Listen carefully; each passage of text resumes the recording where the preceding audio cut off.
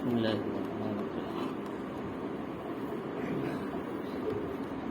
ام حسبتم ان تتركوا ولما يعلم الله الذين جاهدوا منكم ولم يتخذوا من دون الله ولا رسوله ولا المؤمنين وليجا والله خبير بما تعملون۔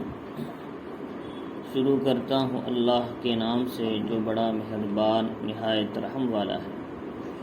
یہ سورہ توبہ ہے۔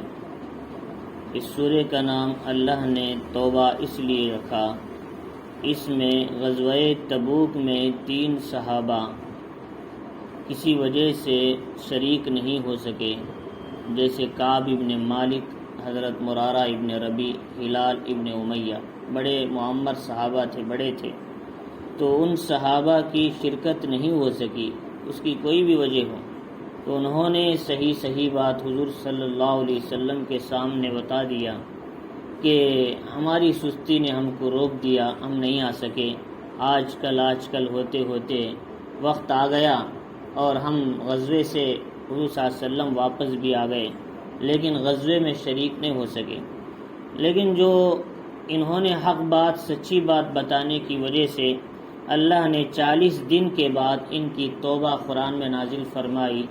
اسی تعلق سے اس سورت کا نام سورہ توبہ ہے۔ اللہ نے اس سورت کا نام سورۃ البراءت بھی دیا، اس لیے کہ اس سورے میں کفار و مشرکین سے براءت کا اللہ نے اظہار کیا۔ اب تم سے میرا کوئی تعلق نہیں، بلکہ تم اب مکۃ المکرمہ اور اسلامی مملکت کو خالی کرنا ہے بت پرستی سے، کفر و شرک سے۔ اللہ نے اس میں حضور صلی اللہ علیہ وسلم کے ذریعے کفار و مشرکین سے براءت کا اظہار کرایا۔ اللہ رب العزت نے اس میں اہم باتیں بتائی کہ اس آیت کے اندر سورہ توبہ کی یہ 16ویں آیت ہے کہ دیکھو آدمی صرف کلمہ لا الہ الا اللہ کا پڑھ لینے سے کیا ہے مسلمان کامل نہیں بنتا، بلکہ کلمہ پڑھنے کے بعد کلمے کے کچھ تقاضے آتے ہیں، اس پر چلنا اور اس پر آزمائشیں جو آتی ہیں کامیاب ہونا، اس کے بعد وہ حقیقی مسلمان کہلاتا ہے۔ آج کے زمانے میں کلمہ پڑھ لیں، نماز پڑھ لیں، مسجد کو آئیں، یہ مسلمان ہے، احکامات شریعت پہ چلیں۔ پہلے زمانے میں ویسا نہیں تھا، بلکہ اسلام لانے کے بعد کیا ہے وہ ان کو کیا ہجرت کرنا پڑتا تھا، مکے سے مدینہ جانا پڑتا تھا، پھر وہاں سے پھر اللہ کے راستے میں مجاہدہ کرنا پڑتا تھا، جہاد، جنگ بدر، احد، حنین، خندق، یہ جو جتنے غزوے آئے ان میں شرکت بھی کرنا پڑتا تھا۔ یہ اس لیے کہ پہچانے جائیں اس میں مومن مخلص کون ہے اور منافق کون ہے، پہچاننے کے لیے اللہ نے ایمان کے بعد ان پر ہجرت اور جہاد کو بھی ڈال دیا تھا۔ تو لہٰذا گویا کہ پہلے زمانے میں حضور صلی اللہ علیہ وسلم کے زمانے میں فتح مکہ سے پہلے کیا ہے ایک سن یعنی ہجری جو آیا، حضور صلی اللہ علیہ وسلم کے مدینہ جانے کے وقت سے، ہجرت کے وقت سے طے کر دیا تھا جو بھی مسلمان ہوتے تھے مکے میں ان کا جہاد ہجرت کرنا بھی ان پر فرض ہو جاتا ہے۔ لہذا جو ہجرت نہیں کرتے یہ سمجھا جاتا تھا کہ ابھی ان کا اسلام کامل اور مکمل نہیں ہوا ہے۔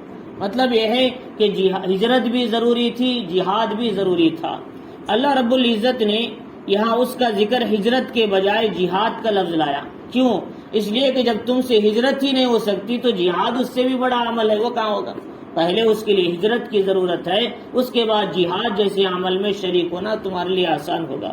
تو اللہ رب العزت فرما رہی ام حسبتم ان تترکوا، تم یہ خیال کرتے ہو کہ تم چھوڑ دیے جاؤ گے کہ ولما یعلم اللہ الذین جاہدوا منکم، کہ صرف یہ کہنے سے کہ ہم ایمان لائے، ہم مسلمان ہیں، بلکہ اللہ تعالی جب تک کہ نہ جانے تم میں مجاہد کون ہے، اللہ کے راستے میں قربانی دینے والا کون ہے، وَلَمْ يَتَّخِذُوا مِن دُونِ اللَّهِ وَلَا رَسُولِهِ وَلَا الْمُؤْمِنِينَ وَلِيجًا، اور یہ جان لے کہ اللہ اس کے رسول ایمان والوں کے سوا کس کو اپنا دوست رازدار بناتے ہیں، یہ جب تک نہ جان لے کہ تم کیسے چھوٹ سکتے ہو اللہ کے حکم سے، یا اللہ کی طرف سے تمہیں جنت کیسے مل سکتی ہے۔ قرآن مجید میں کہا احسب الناس ان یترکوا ان یقولوا آمنا وهم لا یفتنون، کہ یہ کہہ دیں کہ ہم ایمان لائے اور تم آزمائے نہ جاؤ، ایسا نہیں ہے، بلکہ ایمان لانے کے بعد آزمائشیں بھی ضروری ہیں۔ اسی لیے قرآن کیا کہتا ہے صحابہ کے بارے میں، اولئک الذین امتحن اللہ قلوبہم للتقوی، اللہ نے ان کے دلوں کو بار بار جانچا ہے تقوی کے لیے، بار بار ان کو ہلایا ہے، آزمایا ہے، تاکہ دیکھیں ان کا تقوی کیسا ہے، ان کا ایمان کیسا ہے، ان کی قربانی کیسی ہے۔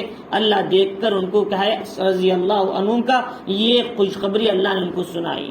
جیسے ہم کہیں کمار کے پاس جاتے ہیں تو پہلے اس ٹھیکری کو مار کر دیکھتے ہیں کہ وہ ٹھیکری مضبوط ہے یا کمزور ہے، قابل ہے یا ناقابل ہے۔ اللہ نے صحابہ کو رضی اللہ عنہم کا یہ لقب دینے سے پہلے بارہا جنگوں میں، جہاد میں، ہجرت میں ان کو آزمایا ہے، اس کے بعد اللہ نے ان کو مقام عطا فرمایا۔ تو اللہ رب العزت فرما رہی کہ ہم ایمان والوں کو ایسے آزمائیں گے۔ اللہ رب العزت نے فرمایا واللہ خبیر بما تعملون، اللہ تعالیٰ تمہارے اعمال سے باخبر ہیں۔ اور اس کے بعد اللہ رب العزت نے آگے بتایا کہ پہلے زمانے میں کعبۃ اللہ کے اندر بتوں کی تو صفائی ہو چکی تھی، لیکن کچھ لوگ ایسے تھے جو کعبۃ اللہ سے بتوں کی صفائی کے بعد بھی حضور صلی اللہ علیہ وسلم نے فتح مکہ میں بہت سے لوگوں کو معاف کر دیا تھا کہ تمہیں کوئی پکڑ نہیں، اب تمہیں اجازت ہے تمہارے دل سے اسلام میں آ جاؤ، تمہیں کوئی زبردستی نہیں ہے۔ فتح مکہ کے دن حضور نے اعلان کر دیا کہ انتم الطلقاء، کہ آج سے تم آزاد ہو، تمہیں کوئی پکڑ نہیں ہوگی۔ اس وقت میں کچھ لوگ تو دل سے اسلام لا لیے، اسلام میں داخل ہو گئے، لیکن کچھ لوگ ایسے تھے ابھی اسلام میں نہیں آئے تھے، لیکن کفریہ باتیں ان کے اندر پائی جاتی تھی، وہ ان باتوں کو دین سمجھ رہے تھے۔ وہ جیسے مثلا کعبۃ اللہ کا طواف ننگے کرنا، اور اسی طریقے سے کعبۃ اللہ کے صفائی کا کام کرنا، یہ ساری چیزوں کو انہوں نے اپنے عقیدے کے لحاظ سے جو کام کر رہے تھے، انہوں نے اس کو دین سمجھ رکھا تھا، اور یہ سمجھا تھا ہم اسلام لائیں نہ لائیں لیکن کعبۃ اللہ کی صفائی تو کر رہے ہیں، حاجیوں کو پانی تو پلا رہے ہیں، یہ بھی تو ثواب کا کام ہے۔ اللہ رب العزت نے اس کا جواب دیا کہ دیکھو، جب تک ایمان نہ لائیں تمہارے کسی نیک عمل کا حساب ہمارے پاس نہیں ہے۔ ایمان لانے کے بعد ہی تمہارے عمل کا اعتبار ہوگا، جب تک ایمان نہ ہو تمہارے عمل کا بھی کوئی خاص لحاظ نہیں ہے۔ اسی لیے علماء نے لکھا ہے کہ اگر کوئی کافر اگر نماز پڑھتا ہے تو اس کی نماز قبول نہیں ہوتی اور اس کا پر ثواب بھی نہیں ملتا۔ ہاں کچھ طاعت ہیں، مثلا کہیں پانی کا بور لگائے، کہیں راستے میں کسی کے لیے پانی کا انتظام کیا، کسی کی مدد کیا، جو ایسے رفاعی کام میں کوئی غیر حصہ لے لیا، اس کا ثواب اللہ دنیا میں ہی دے دیتے ہیں، اس کا بدلہ ثواب نہیں، بدلہ دے دیتے ہیں، اللہ اسے مالدار بنا دیتے ہیں، اسے اس کے حساب کی اس کی ضرورتیں پوری کر دیتے ہیں، لیکن آخرت میں اسے ثواب نہیں ملتا، اس کی نماز قبول نہیں ہوتی۔ یہ اللہ کا اصول ہے۔ چنانچہ علامہ انور شاہ کشمیری رحمۃ اللہ علیہ نے فیض الباری جو شرح بخاری ہے، جو آپ بڑے علامہ تھے، آپ کا علم بڑا گہرا تھا، آپ نے تفصیل کے ساتھ فیض الباری میں اس بات کو لکھا ہے۔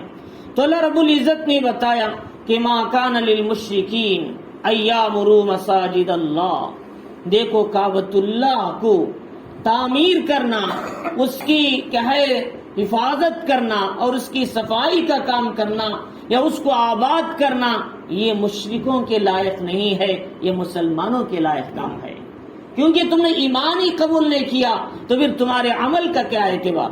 فرمایا کہ اسی لیے حضرت عباس رضی اللہ تعالیٰ عنہ ابھی ابتدائی زمانے میں اسلام دل میں تھا لیکن ظاہر نہیں کیا تھا، تو اس وقت میں بدر میں کفار کے ساتھ وہ بھی آ گئے حضور کے مقابلے میں، اور 70 قیدی جب آئے، حضرت عباس بھی قیدی بن کر آئے حضور کے پاس، تو حضور صلی اللہ علیہ وسلم نے حضرت عباس رضی اللہ تعالیٰ عنہ پر کپڑے بھی نہیں تھے جسم پر، اس زمانے میں غلاموں کو جبہ سب نکال دیتے، وہ غلامی کی شکل میں لاتے، جبہ بھی نہیں تھا ان کے پاس۔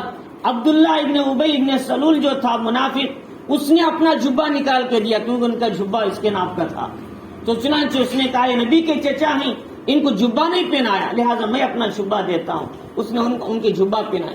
تو حضرت عباس رضی اللہ تعالیٰ عنہ نے جب یہ ان سے کہا کہ لوگوں نے تم کیا آدمی ہو، اپنے ہی خاندان کے خلاف جنگ میں آ گئے، اور اپنے ہی بھائیوں کے خلاف، اور اسلام کو تم نے قبول نہیں کیا۔ تو آر دلایا لوگوں نے، ان کو شرمندگی کی، تو انہوں نے کہا لوگوں کیا تم میری برائی کو دیکھتے ہو، میری اچھائیوں کو نہیں دیکھتے؟ میں حاجیوں کو پانی پلاتا ہوں، مسجد حرام کی صفائی کا کام کرتا ہوں، کیا یہ دین نہیں ہے؟ کیا یہ اچھے کام نہیں؟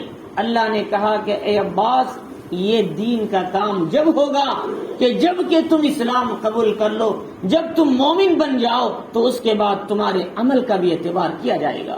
تو اللہ رب العزت فرما رہے ہیں کہ ایامروا مساجد اللہ، اللہ کے گھروں کی مساجد یعنی کعبۃ اللہ الحرام کی تعمیر جو کریں گے وہ کیا ہے؟ وہ مسلمان کریں گے، مشرکین کے لیے وہ لائق نہیں ہے، اس لیے کہ خود ان کی ذات ان کے کفر پر گواہ ہے۔ جب ان سے پوچھا جاتا تم کون ہو؟ ہم مشرک ہیں۔ یہودوں سے پوچھو تم کون ہو؟ ہم یہودی ہیں۔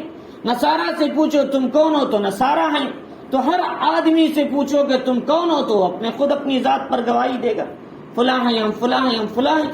تو چنانچہ ان کا عمل اور ان کے قولی خود ان کے عمل پر کیا ہے؟ گواہ ہیں کہ وہ اسلام کے لائق نہیں ہیں، اس لیے فرمایا کہ تم خود اپنے کفر پر گواہ ہو، تمہارے اعمال خود گواہ ہیں، تو پھر تم کیسے یہ عمل پر ثواب کی امید رکھ سکتے ہو؟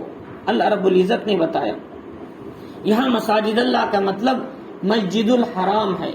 مسجد الحرام کو مسجد اللہ کہنا چاہے تھا، مساجد اللہ کہا، یعنی اللہ کی مسجدیں جمع کا صیغہ لائے۔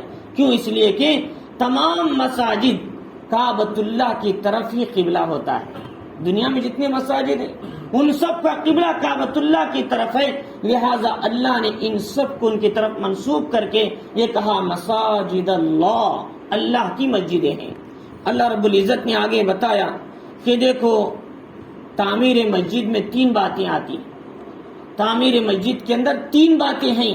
فرمایا پہلی بات یہ ہے کہ اس کی در و دیوار کو تعمیر کرنا، یہ بھی تعمیر مسجد میں اہم مسئلہ ہے۔ حدیث میں آتا ہے من بنا للہ مسجدا بنا اللہ لہ بیتا فی الجنہ، جو اللہ کے لیے مسجد بنائے اللہ ان کے لیے جنت میں گھر بنائیں گے۔ لیکن اللہ نے بنا کے ساتھ للہ کا لفظ لائے، مطلب تمہارا بنانے کا مقصد دنیا کو دکھانے کے لیے نہ ہو بلکہ اللہ کے لیے تم بنائے، تمہیں کسی کی واہ واہ کی ضرورت نہیں ہے۔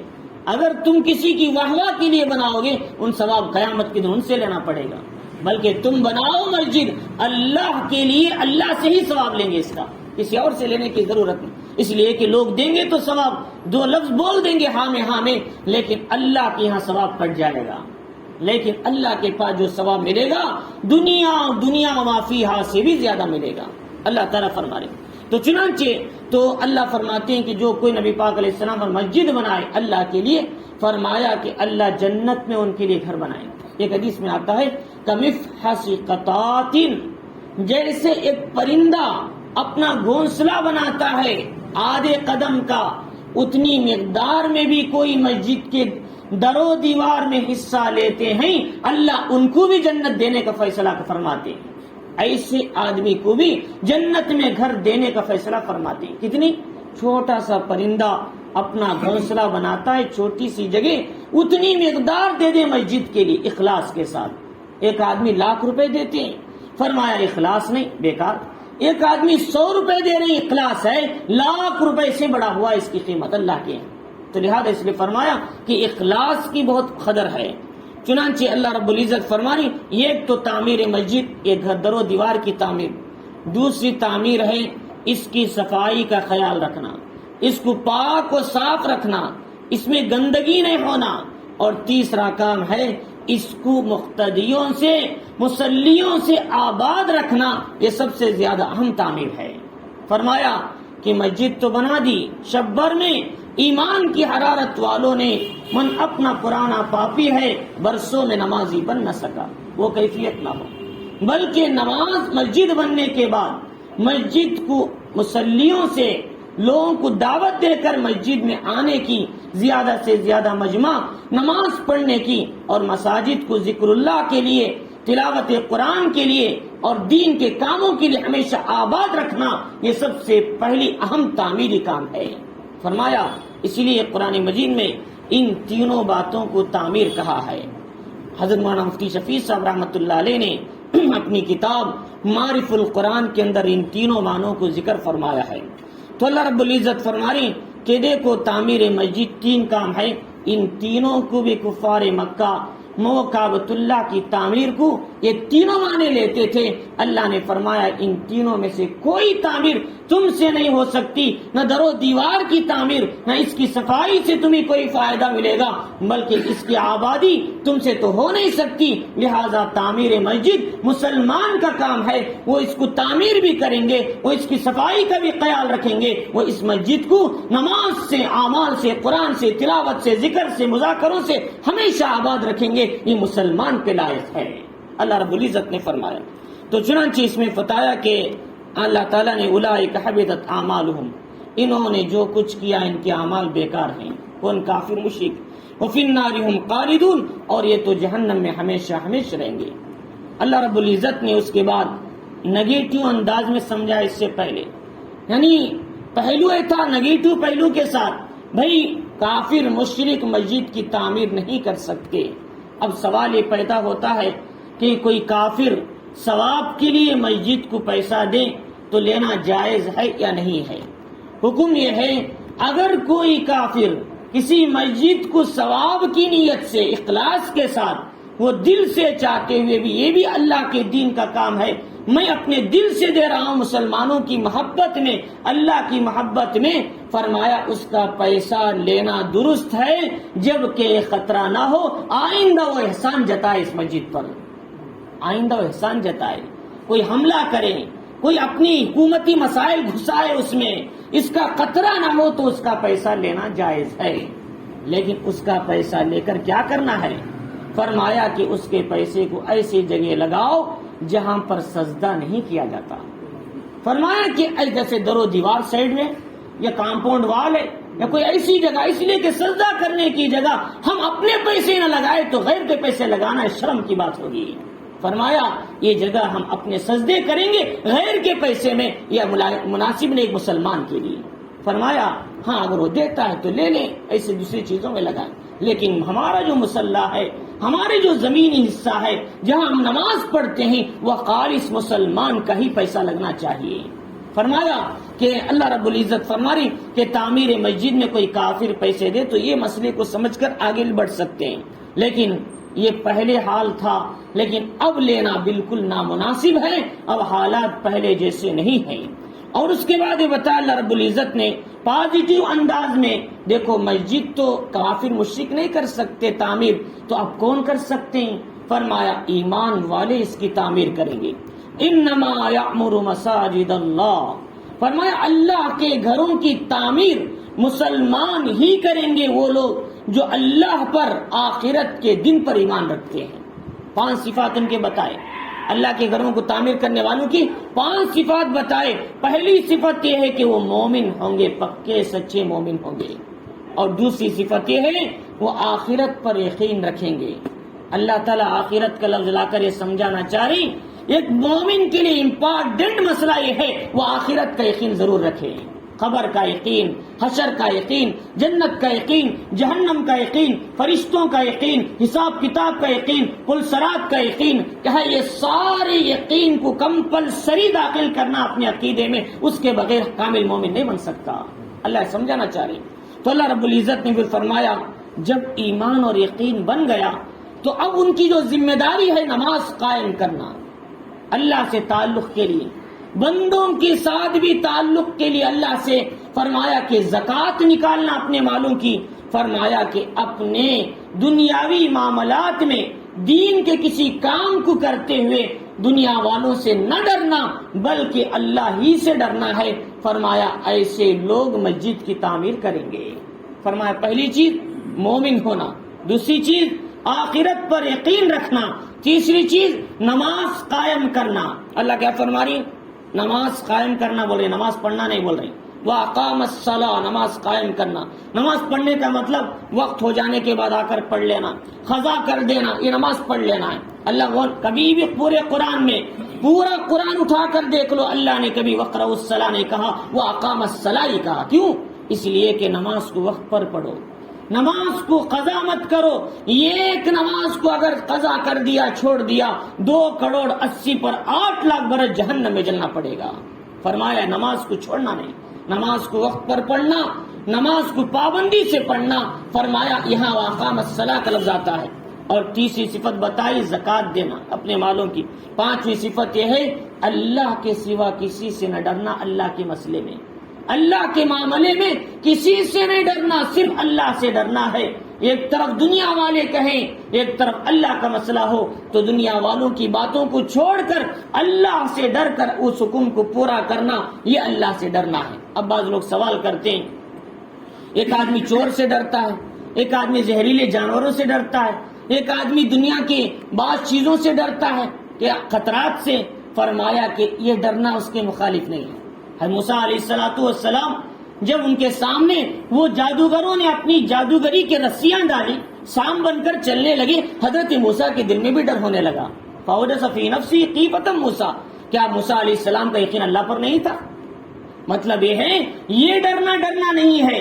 ڈرنا یہ ہے ایک طرف بیوی بچوں کا تقاضا ہے، وہ دنیا کے معاملات میں پڑھ کر اللہ کے حکم توڑنے کا تقاضا آ رہا ہے، لوگوں کا تقاضا ہے اللہ کے حکم کو توڑو. ایک طرف اللہ کا حکم ہے میرے حکم کو پورا کرو، ایک طرف حضور کا تقاضا ہے میری سنت کو پورا کرو. دنیا والوں سے ڈرے بغیر، ان کی ملامت کو کوئی لحاظ کیے بغیر اللہ کے حکم کو پورا کرنا، یہ اللہ سے ڈرنے کا مطلب ہے.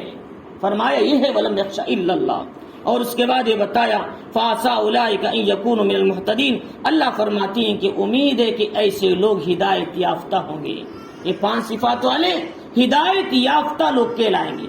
محمد الرسول اللہ صلی اللہ علیہ وسلم نے فرمایا جس آدمی کو دیکھو ہمیشہ مسجد کی طرف آتے ہیں، ان کا وقت مسجد میں گزرتا ہے، ہر نماز کو آتے ہیں، بار بار مسجد کی طرف قدم اٹھاتے ہیں. فرمایا کہ اذا رأیتم الرجل یعتاد المسجد فاشهدوا له بالایمان. اس کے مومن ہونے کی تم گواہی دیا کرو. قرآن کہتا ہے انما یامر مساجد اللہ من آمن باللہ. اللہ کے گھر کو وہی لوگ آباد کرتے ہیں جو اللہ پر آخرت کے دن پر ایمان رکھتے ہیں. جب قرآن یہ گواہی دے رہا ہے، تم بھی مسلمان کہو، تم بھی اسے مومن صادق کہو. اللہ کے نبی علیہ السلام نے فرمایا 3 قسم کے لوگوں کو دیکھ کر اللہ اپنے اترنے والے عذاب کو روک لیتے ہیں. اترنے والے عذاب کو پہلا کون ہے؟ فرمایا مسجد کو آباد کرنے والے. فرمایا مسجد کو آباد کرنے والے جو لوگ ہیں، فرمایا ان کو دیکھ کر اللہ تعالیٰ اپنے اتارنے والے عذاب کو بھی ہٹا لیتے ہیں. لہذا اب محلے کی ذمہ داری ہے، اطراف والوں کی ذمہ داری ہے، ہمارے محلے پر اللہ کی کوئی مصیبت نہ آئے تو مسجد کو آباد رکھیں، نماز سے آباد رکھیں، اعمال سے آباد رکھیں، نوافل سے آباد رکھیں، تلاوت قرآن سے آباد رکھیں، تعلیم کے حلقوں سے آباد رکھیں. ہمیشہ ہماری مسجد مدینہ المنورہ کے نقشے پر آ جائے. یہ حقیقی مسجد کی تعمیر ہے. فرمایا کہ تعمیر مسجد میں کیا ہے؟ فرمایا جو مسجد کو تعمیر کرتے ہیں اللہ کے عذاب سے محفوظ ہو جاتے ہیں. اور دوسرے وہ لوگ جو آپس میں اللہ کے لیے ایک دوسرے کے لیے محبت کرتے ہیں. کوئی غرض نہیں ہے، مال لینا مقصد نہیں، کوئی دولت حاصل کرنا مقصد نہیں، ان سے کوئی کام نکال لینا مقصد نہیں، بلکہ صرف اس لیے ان سے ملاقات کرنا چاہتے ہیں، ان سے محبت کے ساتھ، اس لیے کہ اللہ کا حکم ہے. فرمایا ایسے لوگوں کی وجہ سے بھی اللہ اترنے والے عذاب کو روک لیتے ہیں. لیکن آج آپس میں ایک دوسرے کا تعلق، دوستی کسی نہ کسی غرض پر ہو چکی ہے. فرمایا وہ مقصد ہی نہ رہا. من کہا ہے الحب فی اللہ البغض فی اللہ، وہ ختم ہو گیا آج اللہ کے لیے محبت کرنا.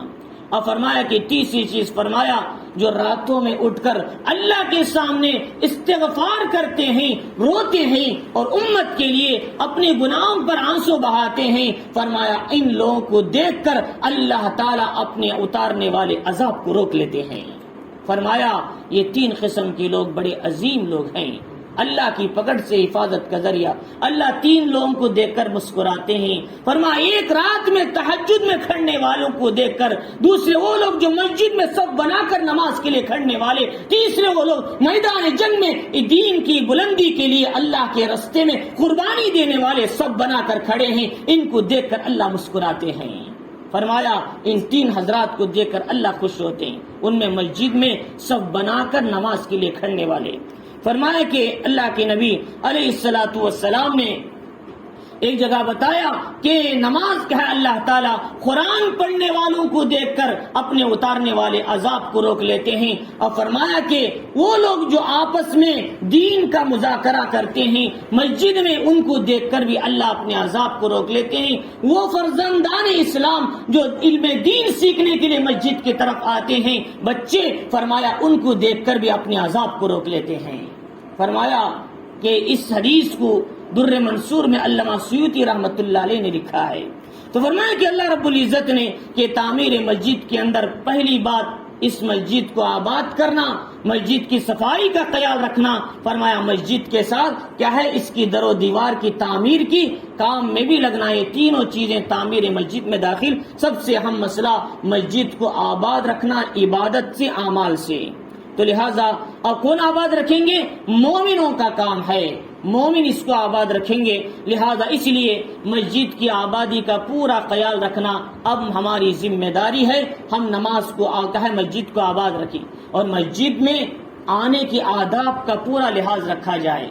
مسجد میں جب آئیں گے ہم لوگ، فرمایا کہ حضرت مولانا قاضی ثناء اللہ پانی پتی رحمۃ اللہ علیہ تفسیر مظہری کے اندر لکھا ہے، مسجد کی تعمیر میں یہ بھی داخل ہے مسجد میں دنیاوی باتیں نہ کی جائے، مسجد میں تجارت کی باتیں نہ کی جائے، مسجد میں فضول باتیں نہ کی جائے، مسجد میں کیا ہے دنیاوی کیا ہے باتوں کو کیا ہے غیبت چغلی ایسی چیزوں کو نہ کی جائے۔ فرمایا مسجد میں سوال نہ کیا جائے، مسجد میں کیا ہے کوئی دنیاوی چیزوں کو تلاش نہ کی جائے۔ یہ ساری چیزیں بھی تعمیر مسجد میں داخل ہے۔ اب یہاں ہوتا ہے کہ کسی آدمی کی گھڑی گم گئی، کسی آدمی کا موبائل گم گیا، زور سے اعلان کرنے میں گھڑی کسی کی گم گئی ہے، بھئی وہ کہا ہے کسی کو مل جائے تو دو، یہ اعلان کرنا جائز ہے؟ مسجد میں ناجائز ہے۔ مسجد میں گمشدہ چیز کا اعلان کرنا ناجائز ہے، فتویٰ میں علماء نے فقہاء نے لکھا ہے، اور حدیث میں ہے اگر کوئی آدمی مسجد میں گمشدہ چیز کا اعلان کیا تو یہ کہو اللہ تیری چیز کو واپس نہ لوٹائے۔ فرمایا اس لیے اعلان نہیں کرنا، مسجد میں گمشدہ چیز کا اعلان کرنا جائز نہیں ہے۔ ہاں اگر کسی کی کوئی چیز گم گئی، مولوی صاحب ہاں کھڑ کے بولیں بھائی کسی کی کوئی چیز چلے گئی تو ہمارے پاس آ کر لے لو، یہ کہہ سکتے ہیں، لیکن اعلان نہیں ہے، اعلان جائز نہیں۔ فتویٰ تمام فتاویٰ اٹھا کے دے سکتے ہیں۔ اور اس کے بعد یہ بتایا کہ مسجد کے اندر فرمایا کہ کوئی تجارتی دنیاوی باتیں نہ ہو۔ حدیث میں آتا ہے محمد الرسول اللہ صلی اللہ علیہ وسلم نے فرمایا کہ ان قریب قیامت کے دن لوگ حلقے بنا کر بیٹھ جائیں گے، وہ دنیا کی باتوں میں اللہ کے گھروں کو دنیا کی باتوں میں مشغول کر دیں گے، اللہ کو اس کے رسول علیہ السلام کو ان سے کوئی تعلق نہیں ہے۔ فرمایا اس لیے دنیاوی حلقے نہیں لگنا، صرف دین کے حلقے لگیں، دین کی باتیں ہوں گی۔ اسی لیے حدیث شریف میں آتا ہے کہ اللہ کے نبی علیہ الصلوۃ والسلام، میرے استاد مفتی اشرف علی صاحب رحمۃ اللہ علیہ، میں نے ان سے بخاری شریف پڑھا ہے، ہمیشہ بچوں کو نصیحت کرتے تھے بیٹا کہ مسجد میں بات مت کرو، جب ہم نماز کے لیے آئیں خاموشی کا لحاظ رکھیں، ذکر کریں، تلاوت کریں۔ جب کوئی مسجد میں بات کرتے ہیں فرشتے کہتے ہیں کہ اسکت یا عبداللہ، اللہ کے بندے خاموش ہو جاؤ، یہ بات کرنے کی جگہ نماز کی جگہ ہے۔ اور پھر اس کے بعد بھی بات کرتے ہیں کہ کہتے ہیں کہ اللہ کے بندے کہ خاموش ہو جا، کہ یہ کام نہ کر، کہ اس کے بعد فرماتے ہیں جب وہ بات کرنا کنٹینیو کرتے ہیں تو کہتے ہیں اسکت علیک یا لعنت اللہ، تجھ پر لعنت ہو کہ تو کیوں خاموش نہیں رہتا، خاموش ہو جا۔ اب فرشتوں کی لعنت لے کے جانا پڑتا ہے اگر دنیا کی باتیں مسجد میں بیٹھ کے کریں گے۔ فرمایا اس لیے مسجد میں آوازیں بلند نہیں ہونا۔ عمر فاروق رضی اللہ تعالیٰ عنہ کا زمانہ تھا، بازو قلیہ والے دو آدمی آ گئے، آ کر مسجد نبوی میں منبر کے پاس بیٹھ گئے، ہاں، اور دونوں زور زور سے بات کرنے لگے، ایک دوسرے سے ہنسنے لگے اور باتیں زور زور سے ہو رہی تھی۔ تو حضرت عمر رضی اللہ تعالیٰ عنہ بیٹھے یہاں قرآن پڑھ رہے تھے، انہوں نے عمر رضی اللہ تعالیٰ نے ایسے کنکری پھینکی ان کی طرف، تو انہوں نے دیکھا کون کنکری پھینکے، ان کو اشارے سے بلایا، آواز کرنا بھی مناسب نہ سمجھا، اس لیے کہ یہاں محمد الرسول اللہ صلی اللہ علیہ وسلم کی مزار مبارک ہے، اور دوسرا مسجد کا ادب ہے۔ فرمایا انہوں نے پکارنا بھی مناسب نہ سمجھا، کنکری پھینکی، اشارے سے بلایا، فرمایا کہ تم کہاں کے رہنے والے ہو؟ فرمایا ہم فلاں بازو قریے کے رہنے والے۔ فرمایا اگر تم اس شہر کے ہوتے، لو کنتما من مدینتنا لاوجعتکما، تمہاری پیٹھ پر کوڑے مار مار کر تمہیں ہلاک کر دیتا۔ فرمایا تم کیا کر رہے ہو؟ مسجد کے اندر باتیں کر رہے ہو، ممبر رسول کے پاس، مسجد نبوی میں، روضہ مبارک کے پاس، کیا تم مسجد کا تمہیں لحاظ نہیں؟ فرمایا تمہیں سخت پیٹتا کوڑے لے کر، لیکن تم بازو شہر کے والے ہو، تم کو یہاں کا اصول معلوم نہیں، اس لیے میں معاف کرتا ہوں، آئندہ کبھی ایسا نہیں کرنا۔ یہ عمر رضی اللہ تعالیٰ نے یہ سمجھایا کہ مسجد میں بات کرنا بہت بڑا گناہ ہے۔ فرمایا کہ اس لیے ہمیں چاہیے کہ مسجد کو مسجد کے لحاظ سے رکھا جائے۔ قاضی ثناء اللہ پانی پتی رحمۃ اللہ علیہ فرماتے تھے، بڑے پائے کے عالم دین تھے، جن کی تفسیر مظہری ہر مفسر کو اس کتاب سے ہو کر گزرنا پڑتا ہے، یہ کتاب پڑھے بغیر ان کا مضمون قاری اور کمزور ہوتا ہے۔ فرمایا وہ فرماتے تھے کہ یہ ساری چیزیں میں تعمیر مسجد میں داخل ہے۔ اور اس کے بعد یہ بتایا اللہ رب العزت نے کہ اس زمانے میں کہ کچھ لوگوں نے بیٹھ گئے حضور صلی اللہ علیہ وسلم کے پاس، کیا ہے ممبر کے پاس، ان میں سے کوئی بھی 3-4 صحابہ 5-6 صحابہ تھے، ان میں سے ایک نے کہا میرے نزدیک کیا ہے حاجیوں کو پانی پلانا اسلام لانے کے بعد سب سے افضل عمل ہے، اور دوسرے نے کہا میرے نزدیک تعمیر کرنا، اس کی صفائی کا خیال کرنا، یہ میرے نزدیک سب سے افضل عمل معلوم ہوتا ہے، تیسرے نے کہا اللہ کے راستے میں جہاد اور ایمان یہ سب سے افضل عمل ہے۔ اب آوازیں زور ہونے لگی۔ عمر رضی اللہ تعالیٰ عنہ، حضور کے زمانے کی بات ہے، میں پہلے بولا حضرت عمر کی خلافت کا بات تھی، اب یہ جو حضور صلی اللہ علیہ وسلم بھی موجود ہیں، انہوں نے کہا کہ لوگوں اتنی بلند آواز سے کیوں آپس میں بحث کر رہے ہیں؟ جب حضور آئیں گے تو حضور سے پوچھیں گے مسئلہ، جمعہ کا دن ہے، خاموشی کا لحاظ رکھو، جمعہ کی نماز پڑھے، حضور کے پاس جا کر پوچھا اللہ کے نبی کون سا افضل عمل ہے؟ تو اس وقت میں اللہ نے ان آیتوں کو اتارا، فرمایا کہ تعمیر مسجد سے بھی، حاجیوں کو پانی پلانے سے بھی زیادہ اہم عمل یہ ہے کہ اللہ پر ایمان لانا، آخرت پر ایمان لانا، اللہ کے راستے میں جہاد کرنا، اس سے بڑا افضل عمل ہے۔ فرمایا اللہ کے راستے میں جہاد معمولی کام نہیں ہے، اتنا آسانی سے وہ کام نہیں کیا جا سکتا، لہذا اس لیے فرمایا یہ عمل سب سے بڑا افضل عمل ہے۔ لہذا ہاں حاجیوں کو پانی پلانا اگر وہ مسلمان کر رہے ہیں ان کو بھی ثواب ملے گا، مسجد کی تعمیر کرنا مسلمان ہے ان کو بھی ثواب ملے گا، جیسا کہ فضائل حدیث میں آتا ہے، لیکن جہاد فی سبیل اللہ فرمایا کہ یہ عمل سب سے بڑا ہوا ہے۔ لیکن یہ بات ذہن میں رکھنا چاہیے، تعمیر مسجد سے بھی بڑا ہوا جہاد کا عمل جب ہوگا جبکہ اس کی صرف تعمیر ہو، لیکن مسجد کو آباد کرنا ہو، مسجد کو نماز سے آباد کرنا ہو، دین سے آباد کرنا ہو، ایسی صورت میں مسجد میں اللہ کا ذکر کرنا، مسجد کو آباد کرنا دین سے، یہ جہاد سے بھی بڑا ہوا عمل ہے۔ وہ صلی اللہ علیہ وسلم نے ایک مرتبہ صحابہ اکرام سے پوچھا کہ میں تم کو ایسا عمل بتاؤں کہ تمہیں اللہ کے نزدیک قریب کر دیں، تم جہاد کرو اور وہ تم کو قتل کرے، تم ان کو قتل کرے، اس سے بھی بڑا ہوا عمل کون سا ہے؟ صحابہ اکرام نے کہا اللہ و رسول عالم، اللہ اس کے رسول علیہ السلام زیادہ جانتے ہیں، آپ ہی بتائیں۔ تو فرمایا اللہ کا ذکر کرنا اس سے بھی بڑا ہوا عمل ہے۔ تو فرمایا تو تعمیر مسجد سے بڑا ہوا عمل جہاد جب ہوگا جب اس کی صرف تعمیر ہو، لیکن جب اس تعمیر کے ساتھ صفائی کا مسئلہ ہو، اس کی تاگہ عبادت کا مسئلہ ہو، تو پھر ایسی صورت میں یہ عمل جہاد سے بھی بڑا ہوا ہوگا۔ تو لہذا اس کے بعد یہ بتایا اللہ تعالیٰ نے لا یستوون عند اللہ، یہ دونوں اللہ کے پاس برابر نہیں ہو سکتے، تعمیر مسجد اور کیا ہے حاجیوں کو پانی پلانا اپنی جگہ فضیلت والا ہے، لیکن جہاد کا عمل اپنی جگہ بڑا فضیلت والا ہے، اس لیے کہ آدمی سب کچھ کر سکتا ہے لیکن اپنے خاندان اور قبیلے کو چھوڑنا دین کے لیے بڑا مشکل کام ہے۔ آدمی سب کچھ کرتا ہے، پیسے بھی لگا دیتا ہے، محنتیں بھی کر دیتا ہے، لیکن دین کے خاطر اپنے خاندان کو چھوڑنا یہ بڑا مشکل کام ہے۔ صحابہ اکرام کے زمانے میں مسائل آئے تھے، جب صحابہ اکرام میں کچھ ایمان لائے تو ان کے بیوی بچے تھے، تو انہوں نے جہاد کا نہیں ہجرت کرنا چاہا، ان کی بیوی بچے کہنے لگے ہم کو چھوڑ کر تم کیسے مدینہ جا سکتے ہو، ہم کو اکیلے کیوں چھوڑ سکتے ہو؟ صحابہ نے سب کو چھوڑ کر چلے گئے دین کے خاطر۔ اللہ تعالیٰ نے ان کی قربانی کو قبول کرتے ہوئے اللہ نے کہا ان کا جہاد، ان کی ہجرت سب سے بڑا افضل عمل ہے، اس لیے کہ انہوں نے سب کچھ قربان کیا۔ تو لہٰذا اس لیے فرمایا اللہ رب العزت نے کہ جہاد کا عمل یقیناً بڑا عمل ہے اس سے بھی۔ اور اس کے بعد یہ بتایا اللہ تعالیٰ نے الذین آمنوا، پھر وہ جہاد کرتے ہیں اللہ کے راستے میں، قربانی دیتے ہیں، اللہ نے ان کے فضائل سمجھائے، ان کی انعامات سمجھائے۔ الذین آمنوا، وہ لوگ جو ایمان لائے، وہاجروا، ہجرت کیا، وجاہدوا فی سبیل اللہ، اللہ کے راستے میں قربانی دی، مجاہدہ کیا، تکلیف اٹھائی.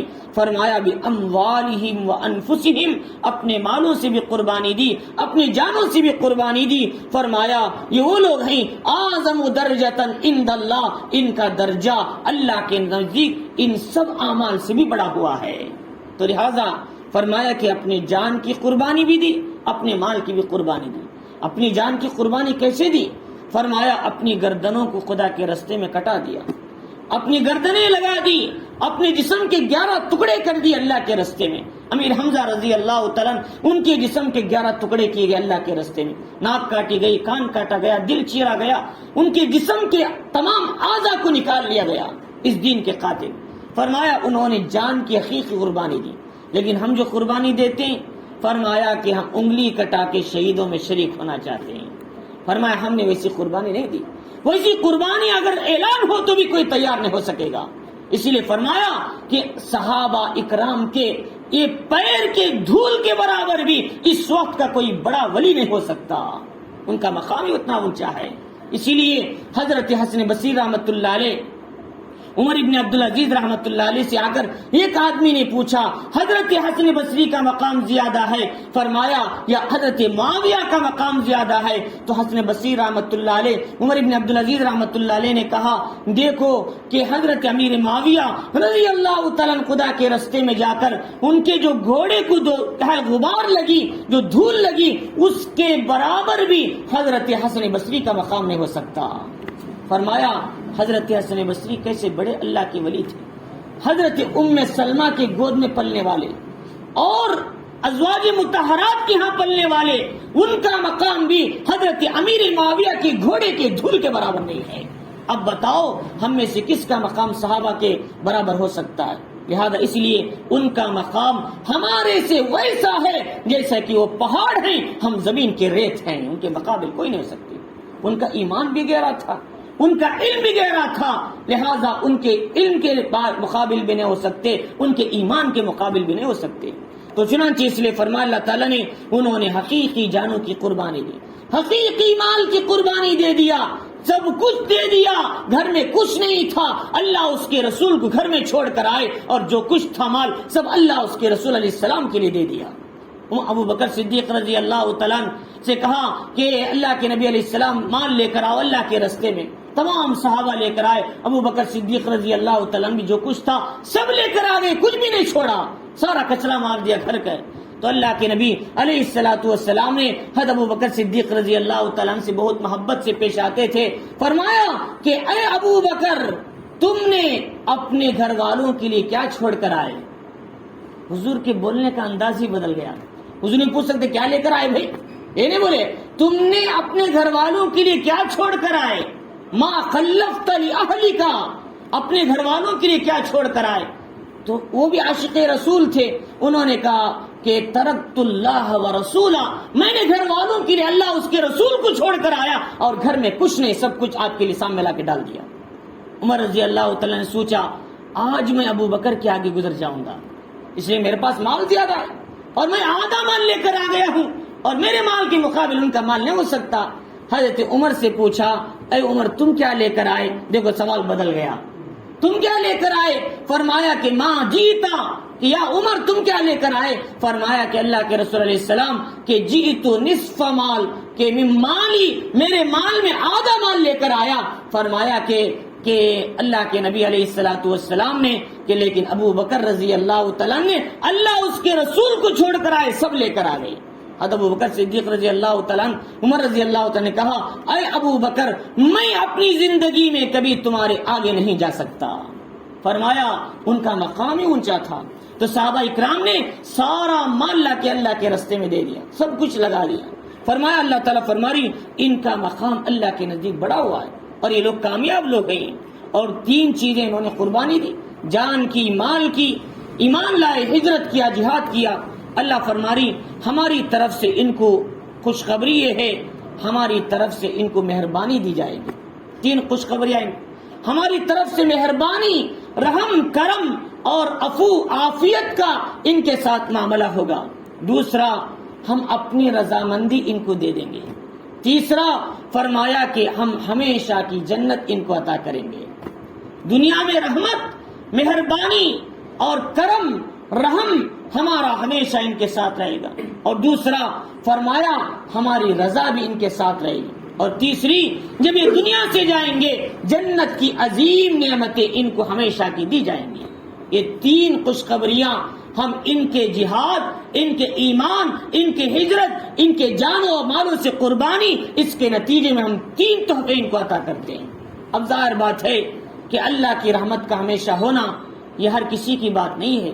اللہ تعالیٰ جس پر چاہتے ہیں رحمت فرماتے ہیں، لیکن ان کے ساتھ دنیا میں ہی رحم کا وعدہ اللہ نے لے لیا۔ دوسرا فرمایا رضامندی کا مسئلہ، رضامندی اللہ کی کسی کو نہیں ملتی اتنا آسانی سے جب تک کہ انسان ہزاروں پاپڑ بیلنا پڑتا ہے۔ ہمارے اللہ والے پوری رات قربانیاں دینے کے بعد، پورے دن کے روزے رکھنے کے بعد، پورے مجاہدے کرنے کے بعد وہ اللہ کی تھوڑی سی رضا حاصل کرنے کی کوشش کرتے ہیں۔ اللہ فرما رہی تھوڑی رضا نہیں، کامل رضا تم کو مل گئی، تھوڑی نہیں۔ اور اس کے بعد یہ بتایا، فرمایا کہ تمہیں جنت کی ہمیشہ قائم نعمتیں تم کو عطا کی جائیں، وہ کبھی ختم نہیں ہوں گی، ایسی نعمتیں ہم تم کو عطا کریں، خالدین فیہا ابدا، اور یہ ہمیشہ ہمیں جنت میں رہیں گے۔ ان اللہ عنده اجر عظیم، اللہ کے پاس ان کے لیے بڑا اجر رکھا ہوا ہے۔ اللہ رب العزت نے یہاں آگے چل کر چند باتیں اور بتائی، وہ یہ بات ذہن میں ہونا چاہیے، وہ یہ کہ دیکھو کہ آدمی کے سامنے کبھی کبھی ایمان اور کفر کا مقابلہ ہو جاتا ہے۔ حضور صلی اللہ علیہ وسلم کے زمانے میں باپ مسلمان تھا تو بیٹا کافر تھا، بیٹا مسلمان تھا تو باپ کافر تھا۔ مثلا ابو بکر صدیق رضی اللہ تعالی مسلمان تھے، ابو قحافہ کافر تھے، اسی طریقے سے عبداللہ مسلمان تھے، ابی ابن سلول کافر منافق تھا۔ تو بھائی بھائی میں آپس میں اختلاف تھا کہ جیسے عبداللہ ابن رواحہ یہ مسلمان تھے، عبید اللہ ابن رواحہ کافر تھا۔ فرمایا بھائی بھائی میں ایک طرف مسلمان ایک طرف کافر، باپ بیٹے میں ایک طرف مسلمان ایک طرف کافر۔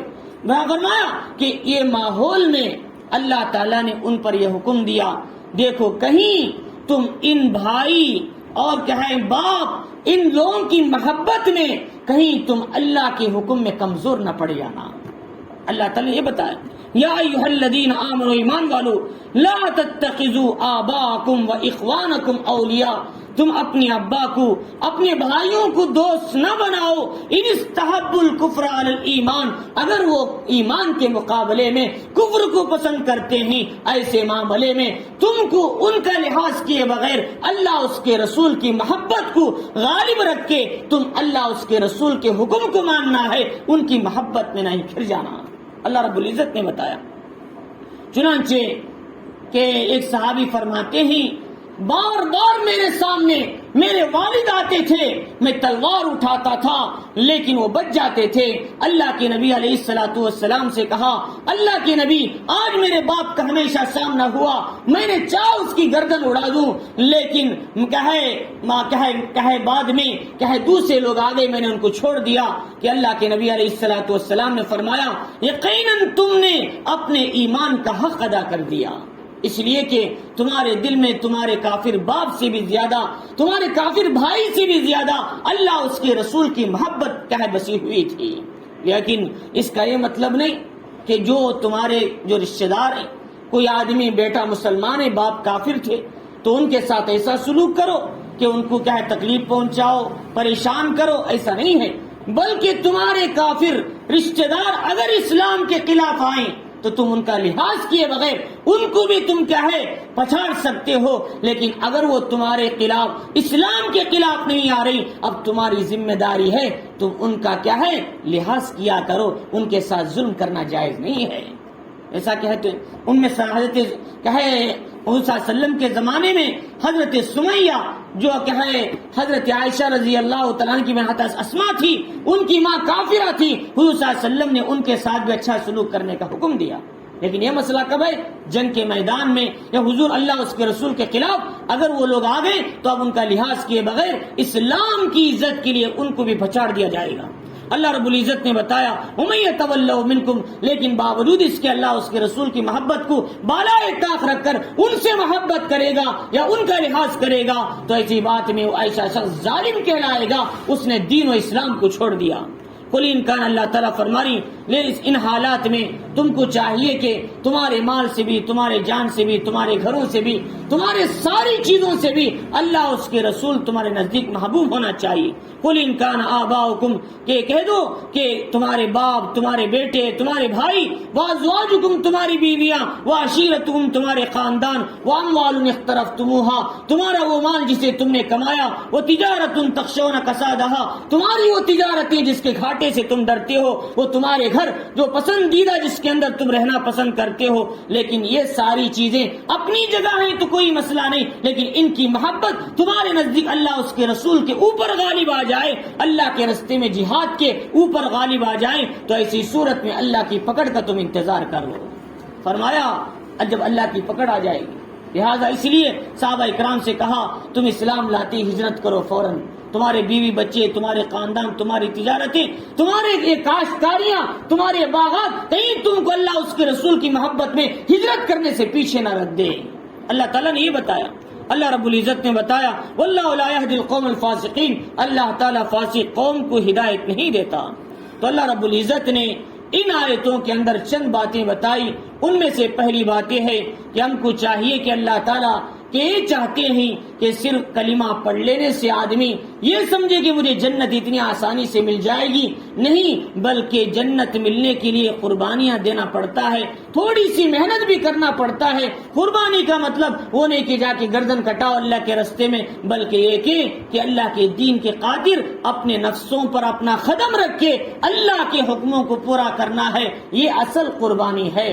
لہذا یہ قربانی جنگ کے میدان میں ہوتی ہے، یہ قربانی انسان اپنے نفس سے مجاہدہ کرتا ہے۔ اسی لیے صلی اللہ علیہ وسلم نے فرمایا ہم لوٹے جہاد اصغر سے جہاد اکبر کی طرف۔ صحابہ اکرام نے پوچھا اللہ کے نبی جہاد اکبر کا کیا مطلب ہے؟ فرمایا ہم جنگ کے میدان میں دشمن سے مقابلہ کرتے ہیں، لیکن اپنے گھریلو اپنے معاملات میں ہمارا نفس سے مقابلہ ہوتا ہے، ہماری نفس کی بات ہم سن کر اللہ کے حکم کو چھوڑ دیتے ہیں، یہ سب سے بڑا مجاہدہ ہے۔